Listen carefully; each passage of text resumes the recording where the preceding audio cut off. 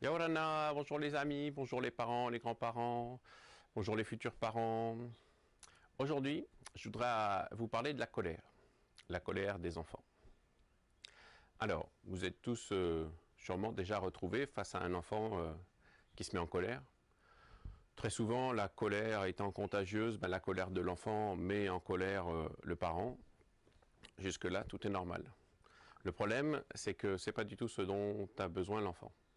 L'enfant, ce dont il a besoin, c'est d'apprendre à réguler cette colère.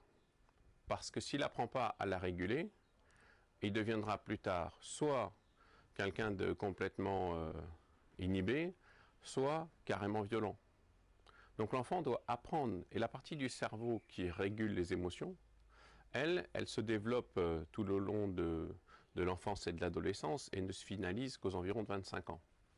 Donc c'est à vous d'apprendre à l'enfant à gérer ses émotions, et notamment la colère. Donc, ce dont l'enfant a besoin quand il est en colère, c'est avant tout qu'à l'intérieur de son corps, il puisse se calmer. Pour cela, il faut que son corps sécrète de l'ocytocine, la molécule du bonheur, comme on dit. Et ça va l'aider à calmer son émotion interne. Pour ça, rien de plus simple. De la présence, avec douceur, on accepte qu'il est, on lui parle. Si c'est possible qu'il n'est pas trop dans une colère, on peut même le prendre dans ses bras. Et c'est ce qu'il faut faire avec les tout petits. Ils sont en colère, on les prend dans les bras. Même s'ils bougent dans tous les sens, on protège la tête, mais on le prend dans les bras. Et on lui parle gentiment, en lui disant « je suis là, je suis là ». La deuxième chose à faire, c'est comment dire, de verbaliser ce qu'il vit. Il faut qu'il apprenne que ce qu'il est en train de ressentir, ça s'appelle de la colère. Donc on va lui dire « je vois que tu es en colère. Tu as le droit d'être en colère. C'est normal d'être en colère. » D'abord, valider l'émotion, autoriser l'émotion, parce que c'est important. Et avec ça, en fait, ce qui va se passer dans le futur, c'est que lorsqu'il sera en colère, il sera capable de dire « là, je suis en colère, il faut que je me calme ». Au lieu de commencer à insulter la personne en face, de commencer à frapper. Il va reconnaître son émotion. Et une fois qu'il l'aura reconnu, déjà, tout le travail sera enclenché. Nous, on va mettre en place un protocole interne de gestion de l'émotion. Donc, on lui dit que ce qu'il ressent, c'est de la colère. On le rassure, on le prend dans les bras, on le touche pour que son corps sécrète de l'ocytocine et calme la tension interne. Et ensuite, on lui apprend à gérer son stress. Parce que dans la plupart des cas, la colère, elle vient de quoi? Elle vient d'un surstress. Du stress généré par quoi?